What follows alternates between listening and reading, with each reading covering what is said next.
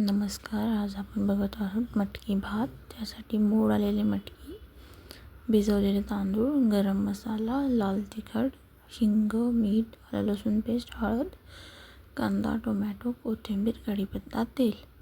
प्रथम गरम तेलामध्ये थोडेसे जिरे घालून ते तडतडस्तोवर त्याच्यामध्ये आपण खडे मसाले घालून घेऊयात. तमालपत्र, दालचिनी, मिरे आणि लवंग.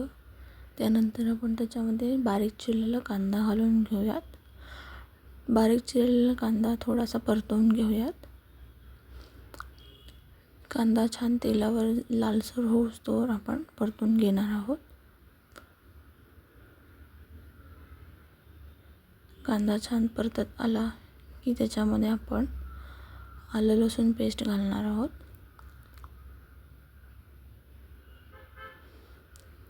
कांदा छान परतून घ्यायचा आहे. कांदा जरा लालसर गुलाबी रंगाचा होऊस्तोवर आपण परतून घेणार आहोत.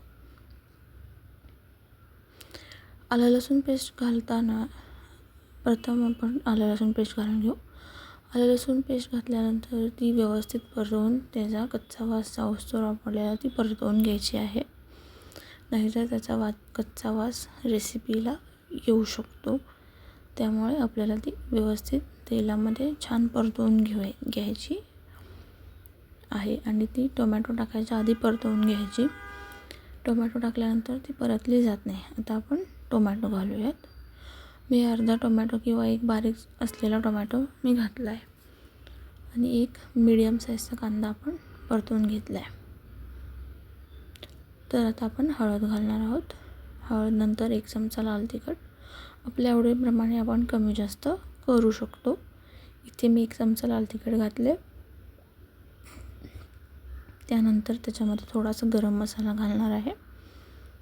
गरम मसाला जो काही आपल्या घरात असतो किंवा आपण एव्हरेस्टचा पण वापरू शकतो. इथे मी शाही बिर्याणी मसाला पण थोडासा घातलेला आहे, छान चव आणि वास येण्यासाठी. इथे मी कढीपत्त्याची पानं चिरून घातलेली आहेत. त्याने फ्लेवर खूप छान येतो.